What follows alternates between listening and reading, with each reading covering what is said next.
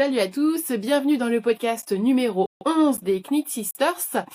Aujourd'hui, ça sera du knit mais sans ma sister puisque ce sont les vacances scolaires et que c'est une période pour nous qui est un peu plus difficile pour nous croiser et planifier un podcast. Cependant, je suis hyper contente de vous retrouver.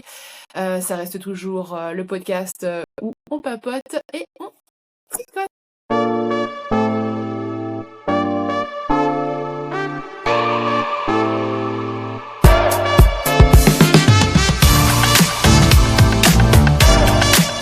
Aujourd'hui, rapide, un petit point sur mes encours.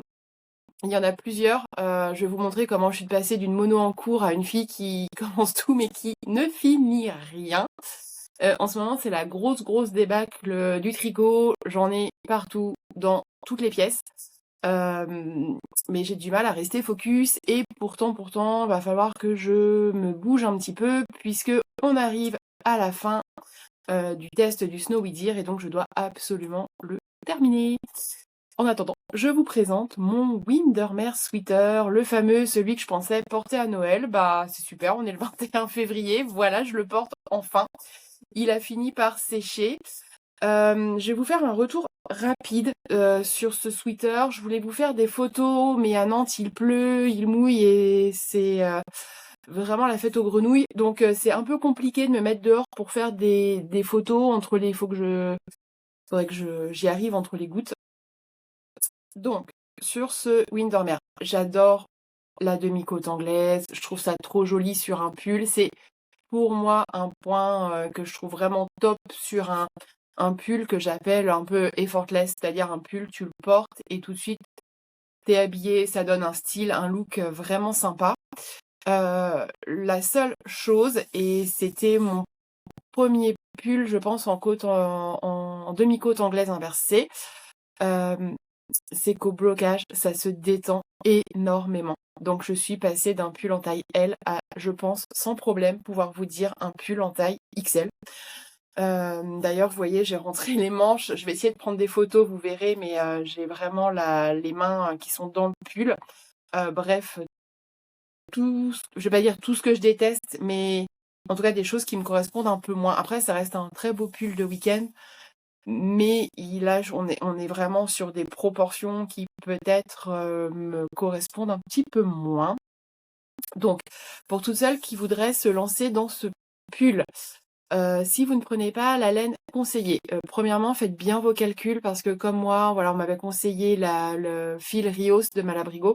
C'est très agréable à tricoter, mais moi, l'échantillon correspondait pas du tout.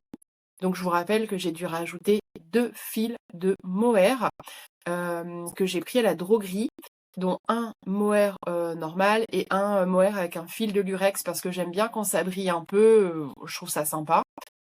Donc c'est un pull qui me revient assez cher, hein, on est aux alentours de 170 € pour au final un rendu que je trouve un peu moyen.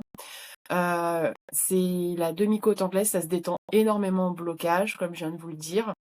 Donc pensez à le tricoter peut-être une taille en dessous de la vôtre pour un rendu qui sera loose, mais pas trop extra large mode serpillière. Moi je suis hyper border là sur le rendu. Je le porterai quand même parce qu'au prix et que j'ai mis et l'énergie consacrée sur ce pull que j'ai trouvé agréable à tricoter mais interminable, voilà, j'ai un peu les boules. Deuxième chose, on en avait parlé avec ma sœur sur le podcast numéro 10, je crois, c'est que le pull ne séchait pas vraiment. En plus, à Nantes, il pleut beaucoup, donc c'est compliqué. Enfin, il y a une espèce, c'est humide un peu tout le temps. Et j'ai voulu, je sais pas,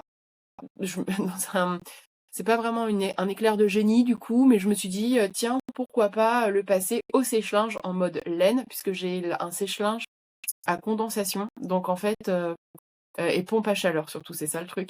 Donc il chauffe très peu la matière, et je m'étais dit, bah, on l'utilise pour d'autres pulls, ça fonctionne hyper bien. Pourquoi pas pour ce pull-là? Donc, je suis passée d'un pull mohair à un pull littéralement angora, puisque tout le mohair est ressorti à l'extérieur. Ce qui fait qu'aujourd'hui, j'ai eu la bonne idée d'enfiler le pull après la crème de jour. Je me suis littéralement transformée en femme à barbe. Donc, Faites hyper gaffe sur ça. Moi, ça fait 2 jours là que je lui passe la machine à bouloche pour essayer d'endiguer le phénomène. Ça a l'air de marcher plutôt pas trop mal. Je perds un peu moins de mohair partout dans la maison. Malgré tout, là, je dirais que c'est vraiment mon premier gros fail tricot et gros fail du coup 2025-2026. Voilà, ça c'était pour le Windermere. Après, voilà, je vous conseille, je trouve que le rendu du point, c'est très joli. Pour un week-end, vraiment, je trouve ça top. Je le referai sans doute parce que j'ai pas envie de rester sur ce demi-échec. Là, ça m'embête un petit peu. Je le referai sans doute, mais en taille M pour un L. Voilà, et je vais peut-être utiliser la laine conseillée pour le coup, éviter de faire trop dans l'originalité parce que manifestement, ça ne me réussit pas trop.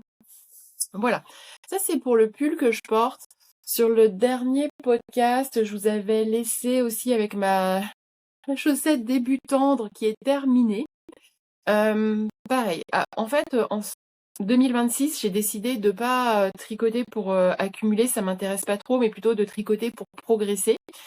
Et donc, je me suis lancée sur le Mech 9. Ça, vous l'aviez vu dans un podcast de fin d'année. On a fait avec Pauline chacune notre Mech 9. Moi, j'ai vraiment envie de tricoter des chaussettes. Ça m'intéresse. Et puis, ce sont des projets qui sont rapides et facilement transportables aussi.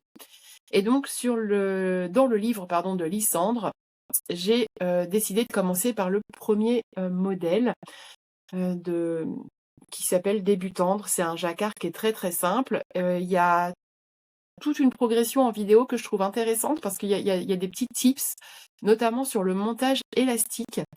Euh, Souvent, moi je fais le German, le long tail German, je sais plus comment le German, bon, je sais plus comment il s'appelle, mais bon bref, le montage allemand qui assure une élasticité et je le trouve un peu compliqué, un petit peu pénible à faire. Et elle a une autre technique qui est beaucoup plus simple et qui garantit une vraie élasticité. Finalement, je trouve que le rendu est très bien.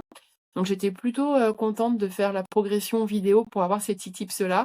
Et j'aime bien aussi le talon renforcé. Je le trouve agréable, agréable à porter. Sachant que j'ai vraiment envie de faire des chaussettes pour les porter tous les jours et pas juste en week-end. C'est une chaussette que j'ai recommencé 4 fois pour trouver le sizing parfait, celui qui, moi, correspond à mon pied, puisque je n'arrivais pas à passer le talon avec le jacquard, malgré l'augmentation d'une demi-taille d'aiguille, etc. Donc je l'ai refaite 4 fois, ce qui explique que j'y ai passé un peu de temps, mais je me dis que c'est sur des projets comme ça qu'on a vraiment envie de porter. Bah, autant pas hésiter à refaire et être ensuite contente du résultat et pouvoir en profiter. Donc j'ai fini cette chaussette-là et j'ai commencé la deuxième, hein. D'ailleurs on le voit, j'ai fini le jacquard. C'est une chaussette que je tricote en laine Wooliette. Pardon, excusez-moi. Donc Pauline crierait au scandale parce qu'elle, elle est pas du tout prête à utiliser une laine de teinturière. Moi, en fait, l'idée, c'était plutôt d'utiliser ce que j'avais à la maison, d'utiliser des restes. J'aime pas accumuler, c'est un peu comme les tricots, je suis plutôt mono en cours et j'aime pas accumuler de la laine. J'ai aucune satisfaction à avoir un stash énorme. Moi, j'achète la laine en fonction du projet que je tricote à chaque fois. Donc là, j'avais envie d'utiliser les restes. Je suis plutôt contente, c'est très joli. Et sur la couleur contrastante, je suis sur une couleur mouchetée, des petits points parisiens de mémoire. C'était un écheveau que j'avais acheté il y a assez longtemps chez L'Île Wiesel. Donc j'ai plus la certitude, mais pour moi, c'était les petits points parisiens. Voilà, ça c'est sur mon projet chaussette. On Souhaitez-moi de la terminer prochainement. Je me suis fixée le week-end prochain. Donc on verra. On verra. Et surtout, et il y a un projet sur lequel il faut vraiment que je me bouge le cul, littéralement, c'est mon Snowy Deer. Donc mon Snowy Deer, c'est pour le test de renard endormi. J'en ai parlé plein de fois. Donc là, le pull est terminé. Et hier, on avait un voyage en voiture. Enfin, on avait 2 heures à faire en voiture. Donc j'ai pu finir la manche. C'est une manche droite. J'ai pas encore essayé. Je vous avoue que c'est 40,5 cm de manche avant le dernier motif et les côtes. J'ai trouvé ça interminable. interminable. J'y arrivais plus. Je sais pas, j'ai bloqué bêtement, je sais pas pourquoi. Ceci dit, j'ai eu le temps de finir en voiture et de commencer la deuxième manche. Donc là, cet après-midi, nous sommes aujourd'hui dimanche, cet après-midi, j'ai de grands projets tricotesques qui sera notamment d'avancer au max sur la manche. Je pense pas réussir à la terminer, mais en tout cas, voilà, je vais me lancer à donf. Surtout que petit point tricot série. Pour celles, c'est un peu un aparté, mais en fait, en ce moment, bon, comme je vous le disais, le temps est pas incroyable et j'aime bien tricoter devant des séries. Je regarde pas tant de podcasts en ce moment. Je suis plutôt là sur des séries parce que souvent Antoine les regarde avec moi. Donc j'ai pas très envie de regarder, nos sujets tricot. Si vous aimez, l'humour belge et l'humour noir, en ce moment sur Arte, il y a une série qui s'appelle Des gens bien et je vous la recommande. Franchement, c'est assez, moi j'ai trouvé ça désopilant, vraiment, nous on a beaucoup ri, mais après voilà, il faut aimer, l'humour noir. Là, oui, j'ai du mohair, coincé dans les cils. Il faut aimer l'humour noir, mais c'est vachement sympa et autre série aussi, si vous aimez toujours pareil, l'humour noir et le côté un peu déjanté, qu'il peut y avoir dans certaines séries, d'Europe du Nord, je vous conseille, Ma voisine danoise. C'est sur Arte également. Pareil, c'est de l'humour noir. On n'est pas dans quelque chose, d'hyper, punchy, hein. C'est voilà, ça se passe dans un immeuble, en fait, en Islande et il y a une voisine, danoise qui vient de s'installer et qui est un ancien espion et elle ne peut pas s'empêcher de se mêler de la vie de ses voisins et de régler, leurs problèmes. En tout cas, ce qu'elle considère être comme un problème. Donc, vous verrez parfois, il y a des choses qui sont un peu, border. Il y a quand je parle d'humour noir, c'est qu'à un moment, typiquement dans la série, elle dit, enfin, il y a un sujet sur, la contraception et la pose d'un stérilet et elle dit comme ça assez sérieusement: «T'inquiète, des stérilets, j'en ai posé, beaucoup au Groenland». Donc pour ceux et celles qui suivent, l'actualité, c'est qu'il y a eu des grosses campagnes de stérilisation, menées par les Danois, au Groenland il y a plusieurs années et donc c'est pas un sujet qui est drôle d'ailleurs, puisqu'il y a énormément de femmes qui sont devenues, stériles, de ce fait. Mais voilà, ils abordent ces types de sujets-là et il faut vraiment les prendre, faut réussir à les prendre au second degré. Donc moi, je trouve ça assez drôle. Bon, maintenant si vous êtes, comme Pauline, si vous pensez que mes recommandations séries sont nulles, si vous n'avez pas aimé les premières genre, Shrinking et cetera, allez peut-être pas voir, Ma voisine, danoise. Vous allez peut-être pas accrocher du tout en fait. Donc voilà. Donc ça, c'est mon projet tricot de cet après-midi. Ça, c'est quand, bien sûr, je serai au sport. Parce qu'on va pas oublier de faire du sport.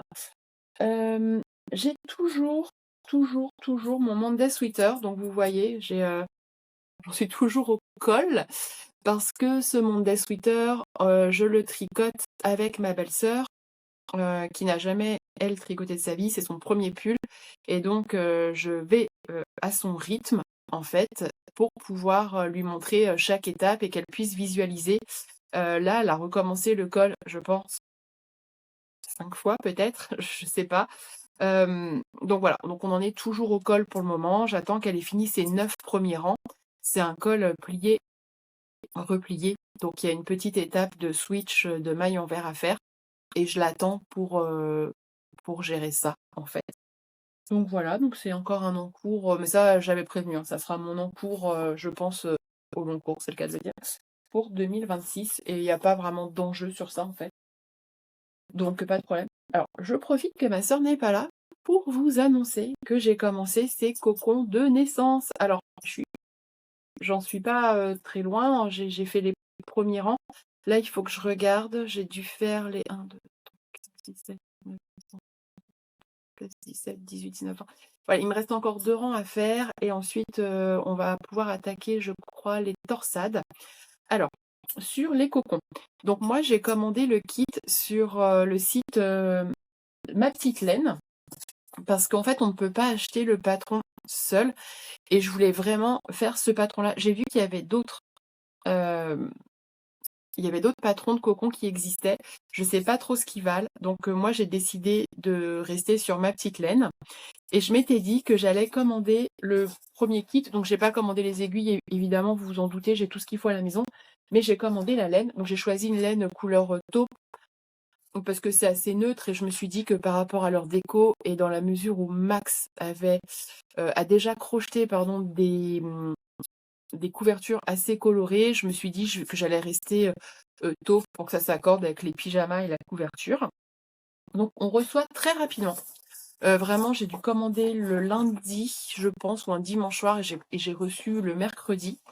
Donc, vous commandez le nombre enfin, le kit en fonction de la taille que vous voulez tricoter. Vous recevez dans le kit les pelotes. Donc, les pelotes, moi j'en ai 4, j'en ai 6. Ça se tricote en laine double et en aiguille 6. Donc, l'avantage, c'est que ça va monter hyper rapidement. Donc, ça, c'est cool. Et vous recevez une petite étiquette avec que vous pouvez coudre sur le cocon. Un jeu de un petit jeu de marqueurs. Donc ça, c'est pas mal. Il y en a 1, 2, 3, 4. 4 et une aiguille à laine. Alors ça, c'est cool. Moi, j'ai une passion pour les aiguilles à laine, dans la mesure où je les paume à peu près tout le temps. Donc j'adore ça. Et je m'étais dit, en fait, je commande un kit, comme ça j'aurai le patron, oui, parce que vous recevez le patron papier aussi. Plus, pardon, excusez-moi, je saute du coq à l'âne. Plus une fiche sur comment utiliser les cocons. Ça que je mettrai du coup dans le colis pour ma sœur, parce que vous pensez bien que c'est pas moi qui vais les utiliser. C'est son cadeau de naissance. Donc, moi, je m'étais dit, c'est une laine 100% mérinos qu'on tricote en double. Donc, ma ligne que je suis, je commande le premier kit. Et pour tricoter le deuxième cocon, je commanderai un mérinos ailleurs, plutôt un fil de teinturière. Sauf que, en la tricotant, je trouve qu'elle a une certaine élasticité que j'avais pas. Elle a un toucher, une élasticité que je retrouve pas forcément, ou en tout cas que j'ai pas encore retrouvé sur d'autres mérinos. Et pourtant, Dieu sait si j'en tricote. Et donc, vraiment sur le tricot, enfin, je sais pas, moi j'ai jamais retrouvé ça encore sur d'autres laines. Il y a vraiment, je trouve ça hyper agréable et je me dis que cette élasticité, elle est hyper importante pour le positionnement du bébé dans le cocon. Donc, je pense commander un réassort de laine vraiment sur le site de Ma Petite Laine. Si jamais certaines d'entre vous les ont déjà tricotées et ont pris de la laine d'une autre marque par la suite, je suis assez preneuse de vos conseils sur les différences de rendu. Mais là, pour le moment, je reste sur l'idée que sans doute, je vais commander les 6 prochaines pelotes sur le site parce que, encore une fois, au toucher, c'est assez, je ne vais pas dire particulier, ça reste de la laine. Pour autant, je trouve que sur le tricot, il y a une élasticité que je n'ai pas retrouvée sur d'autres mérinos. Donc, et comme ce sont pour mes neveux, que je veux le meilleur pour eux évidemment, je pense recommander la laine, mais n'hésitez pas surtout à me faire vos retours s'il y en a. Ouh là là, on sent que c'est dimanche et qu'il y a un petit souci capillaire. Donc n'hésitez pas, vraiment, je serais ravie d'échanger avec vous sur ce sujet. En tout cas, aiguille 6, la bonne nouvelle, c'est que ça va monter rapidement.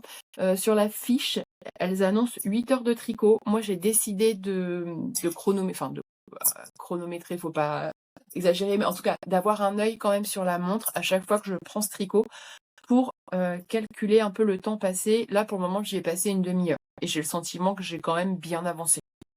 Donc 8 heures, je sais pas. En tout cas, ça m'a rassurée quand j'ai vu que c'était 8 heures sur la fiche parce que je me sentais un peu à la bourre dans la mesure où il faut que ça soit terminé avant mi-avril. Mais normalement, je pense qu'une fois que j'aurai terminé le Snowy Deer, qui est le projet qui me stresse un petit peu parce que j'ai une deadline, le reste après, ça va dérouler facile. J'ai ça. Et mon dernier en cours, c'est le cal qu'on a lancé, enfin que Pauline surtout a lancé, et qui concerne le Lulu Sleepover. Donc je suis un petit peu la dernière du groupe. Je vous l'avais dit, j'étais facilement corruptible, donc je me suis lancée alors que j'avais dit non. Donc, j'en suis là. j'en suis pas loin. J'ai pas beaucoup avancé. J'ai profité hier d'être chez le coiffeur et d'avoir une patine à laisser poser pour continuer quelques rangs. Là, j'arrive au moment de faire quelques augmentations. Donc, je me suis arrêtée parce qu'à un moment donné, je peux pas être au bac à shampoing et augmenter en même temps. Je sais pas tout faire. Moi, je sais pas tricoter les yeux fermés. Donc j'en suis là. J'utilise la Sandnes Garn qu'elle a recommandée. Oups, je me penche dans le stack. Et qui est la Peer Gynt, en fait, que j'avais jamais tricoté et je m'étais dit c'est l'occasion. Ça change de la Fil Colana à budget égal. Ça change un peu de la Fil Colana que je connais très bien, que je tricote, retricote, retricote. La Peer Gynt, je la trouve assez rêche quand même par rapport à d'autres laines d'une même catégorie. Je la trouve assez rêche. Alors, ça me dérange pas parce que c'est un slip-over, donc j'aurai toujours quelque chose en dessous. Par contre, je sais d'ores et déjà que c'est pas du tout une laine que je vais pouvoir porter à même la peau. Clairement, démangeaisons assurées me concernant, eczéma, etc. Ceci dit, c'est une couleur que j'ai choisie coquelicot. Et alors, figurez-vous que c'était vraiment pas fait exprès, mais c'est exactement la même couleur que pour mon Snowy Deer de chez Drops, sous la référence Red. Donc la Red de chez Drops, la coquelicot de chez Peer Gynt. Alors j'adore la couleur, donc c'est pas un problème en soi. Mais j'avoue, j'étais surprise quand j'ai ouvert le colis, j'ai trouvé ça rigolo. Donc il faut que j'avance absolument sur ce sujet, pour pas être la dernière du cal. Et ce cal, qui est très sympa d'ailleurs, hein, les filles du groupe sont assez drôles, c'est chouette. Mais Laetitia, enfin, je veux pas te mettre l'affiche, mais à quel moment tu t'es dit, je me lance sans échantillon? Là, ce matin, on a toute une conversation hyper intéressante sur comment on va récupérer son tricot qu'elle n'a pas échantillonné et donc ça va plus, largeur, longueur, ça va plus. Mais je vous prends la main dans le sac, les filles. La main dans le sac, à quel moment on se lance? Moi, je ne tricote jamais sans faire un échantillon parce que je veux que le rendu soit exactement pareil et surtout parce que je suis nulle en calcul.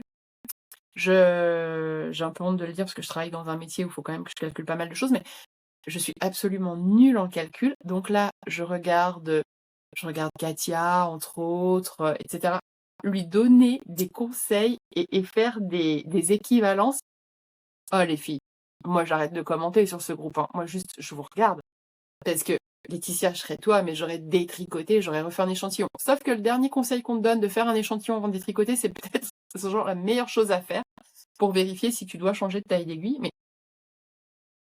les masques sont tombés sur ce groupe. Les masques sont tombés. Et que celles qui ont fait un échantillon lèvent le doigt. Je suis la seule à l'avoir fait, je pense. Pauline, peut-être, l'a fait aussi. Mais sinon, allez Léo, c'est toute lancée, là, bille en tête, c'est un slip-over, genre il n'y a pas de manche, c'est pas grave. Bah non, bah non. Puis alors, comptez pas sur moi pour les équivalences, les filles, je suis nulle. Ça se voit sur ce pull, je vais pas pouvoir vous aider d'un chouï. Par contre, j'espère vraiment rattraper mon retard et vous rejoindre prochainement sur la partie 2 de ce sleepover. Voilà, c'était un peu ce que je voulais partager avec vous aujourd'hui. Vous voyez, c'était assez court. C'était plutôt pour faire un petit point projet. Et en le préparant là tout de suite, enfin il y a une demi-heure, je me suis dit tiens, mais en fait j'ai bien avancé sur mon Mech 9, puisque j'avais dans mes Mech 9 j'avais laissé le Snowy Deer, j'ai mis les cocons, donc je m'aperçois que je vais complètement être dans le trend. Bon, j'avais pas mis le Monday Sweater, j'avais pas mis de sleepover, mais c'est pas grave. Les chaussettes, j'ai commencé et je serai sur Paris le week-end du 6 mars. Donc je vais aller chez Lille Wiesel pour ramener mon dernier écheveau de Malabrigos que j'ai pas utilisé et l'échanger contre la Arveda pour continuer les chaussettes. Franchement, je me suis dit ça va, on est en février et pour une fois, je crois que je vais tenir à peu près mes objectifs, sachant que au mois d'avril, je pense que je vais le faire au mois d'avril ou que je vais commencer fin mars, je sais pas, en fonction de tout ça. J'ai besoin de libérer ma tête et mon espace avant de me lancer dans autre chose. Je dois absolument commencer le gilet que Pauline a choisi pour moi dans le défi. Il me faut 32 pelotes de drops. Donc je m'étais dit, 32 pelotes, ça suggère un temps de tricot quand même important, je pense. Hem, donc l'idée, ça serait que je puisse commencer fin mars, début avril et je voudrais le porter vraiment, comme une veste en fait, en jaquette quoi. C'est comme ça que je l'avais imaginé. Donc j'aimerais me lancer et là, je crois que j'ai un rythme de tricot. C'est peut-être la première année où je vais réussir à tenir des objectifs et je pense que c'est ce podcast qui m'oblige, finalement, alors je dis qui m'oblige, pas qui me contraint, mais en tout cas qui, m'oblige à être peut-être un peu plus, structurée, dans ma tête et un peu plus focus sur ce que j'avais décidé de faire. Donc je trouve que c'est vraiment pas mal finalement, ces petites discussions qu'on a avec vous, c'est pas mal, ça me fait avancer plutôt dans le bon sens, donc je suis hyper contente, de ça. Voilà, c'était à peu près ce que je voulais vous dire aujourd'hui en attendant le retour de Pauline. J'ai pas trop de nouvelles, je sais qu'elle était pas mal occupée, en fait, on n'est pas sur les mêmes zones de vacances. Donc c'est toujours un moment pour nous qui est paradoxalement un peu plus difficile à organiser. Mais quoi qu'il en soit, je vous souhaite un bon dimanche, un bon tricot et surtout, bah, qu'on continue d'échanger ensemble. Je trouve ça hyper cool. Merci pour vos commentaires, ça nous fait super plaisir à chaque fois. Donc on continue dans cette, même veine éditoriale et j'espère vous retrouver, en duo semaine prochaine. Salut!